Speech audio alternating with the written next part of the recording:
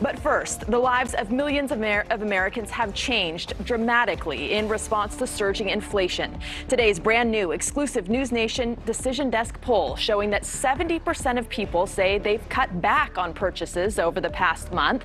That growing list includes things like groceries, entertainment, clothing, restaurants, health, and beauty. NewsNation's Nancy Liu is in Los Angeles. And Nancy, how else is this crisis affecting real people? Well, Rudabeh, by this time next week, a lot of Americans will be in vacation mode. But with gas prices like this, national average above $4 a gallon, a lot of Americans switching to staycation mode. Now, after this, I already said we're probably not going anywhere else the rest of the year. So Billy Castelli and his wife will be homebound in Missouri after road tripping this past weekend. We're going to West Virginia and then over to Kentucky and then back home.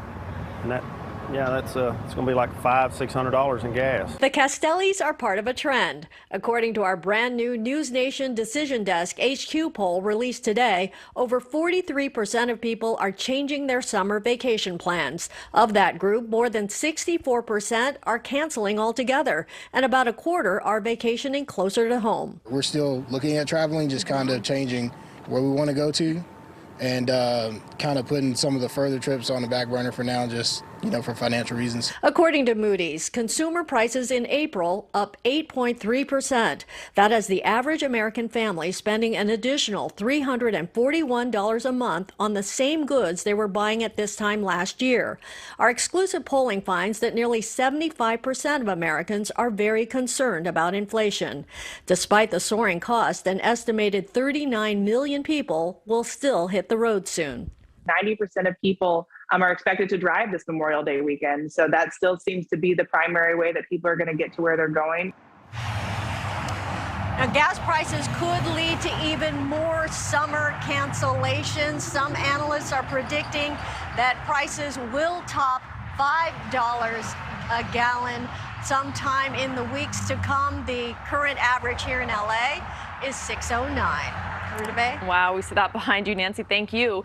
And looking at our NewsNation Decision Desk poll, we also asked you, are you better or worse off financially than you were a year ago? Nearly half of you said you are worse off, 18% saying they're better off, and 33% saying neither. Joining us now is Lydia Moynihan. She is a business reporter with the New York Post. Welcome. Thanks for being here. So our polling showing that nearly half of those surveyed said they're worse off financially than they were a year ago. Half of the respondents saying they're changing or canceling their summer vacation plans. More than 70% saying they've had to cut back on purchases in just the last month. We're really seeing this impact Americans in a very real way now. You're absolutely right. And one thing that I think is important to note is that consumer spending has actually outpaced inflation. And what that means essentially is that it's the higher end people who can still afford to spend, and it's the middle class and people making less money who are really hit hardest by inflation. That's why it's often referred to as the cruelest tax or a tax on the poor, because it's disproportionately impacting lower earners. It's interesting. The study you cited shows that 65% of people who are living paycheck to paycheck are particularly worried about the inflation.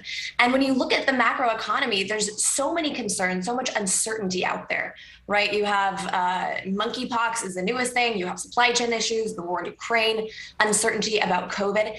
And so people who are living paycheck to paycheck are looking at what is the one thing I can control in my life? And the one thing they're able to control is some of that luxury spending, if you will. It's the spending on going out to eat or vacation. And so they're really cutting back in that regard. And again, it's just tough because typically people who are making less money as well are going to be the last people to see their wages be hiked in response to inflation, to make their wages commensurate with the cost of inflation. Yeah, today, former Fed Chairman Ben Bernanke said he has confidence that the Fed will be able to bring inflation down later this year. And he said, unlike the 1970s, it has support from both parties in Congress, the plan of the Biden administration, and we have 30 plus years of low inflation behind us. Do you agree with that assessment?